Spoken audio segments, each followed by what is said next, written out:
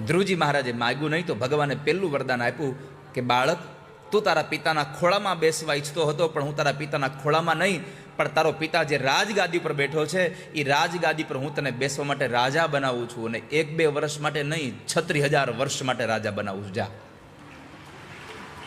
જુઓ, ન માગ્યું તો રાજે મળ્યું અને 36,000 વર્ષનું આયુષ્ય મળી ગયું. બીજું ભગવાને કહ્યું કે સાંભળ બાળક, તારા નિવૃત્તિનો સમય આવશે ત્યારે મારું દિવ્ય વિમાન તને લેવા આવશે.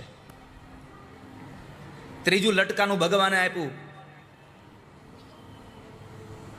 કે આકાશમાં તને અવિચલ પદ આપું છું, અને અવિચલ પદ એને મળે જે માર્ગ સાચો બતાવે.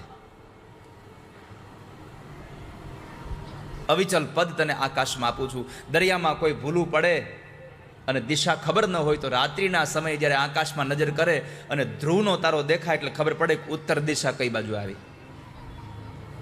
જે દિશા બતાવે એને અવિચલ પદ મળે.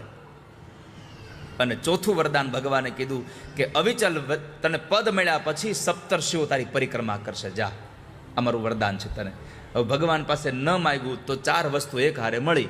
ભગવાન પાસે માગ્યું હોત તો ખાલી એના પિતાજીના ખોળામાં બેસવા મળે, આટલું મળત. એટલે કહું છું, ભગવાન કો ચાહો, ભગવાન સે કુછ ન ચાહો. કેવલ પરમાત્માને ચાહનારા બનો.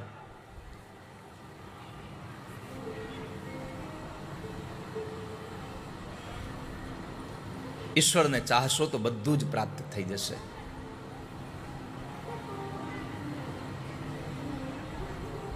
ધ્રુવજી મહારાજને ભગવાને વરદાન આપ્યું. ધ્રુવજી મહારાજ કચવાતા મને ઘરે આવ્યા. પરીક્ષિતે પ્રશ્ન કર્યો, બાપજી, ભગવાન મળે પછી કચવાવાનું શું હોય? પરમાત્મા મળી જાય પછી શું કામ એને દુઃખી થવાનું?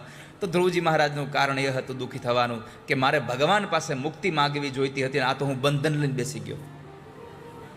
પણ ભગવાનની ઈચ્છા એટલા માટે હતી એને રાજા બનાવવાની કે જ્યાં સુધી રાજા સારો ન હોય ત્યાં સુધી પ્રજા સારી ન થઈ શકે. યથા રાજા તથા પ્રજા. જેવો રાજા હોય એવી પ્રજા બને. રાજા જો ભક્તિમય હોય, ભગવાનમય હોય, તો પ્રજા પણ ભગવાનમય બનતી જાય. અને આપણે ભાગ્યશાળી છીએ કે ભારત વર્ષને રાજા પણ ભક્તિમય મળ્યા છે, પરમાત્માની ઉપાસના કરવા મળ્યા છે.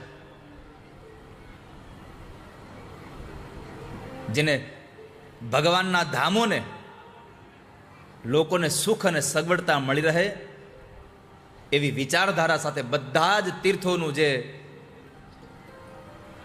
કામ કરી રહ્યા છે, બધા તીર્થોને મોટા બનાવી રહ્યા છે, એવા રાજા આપણે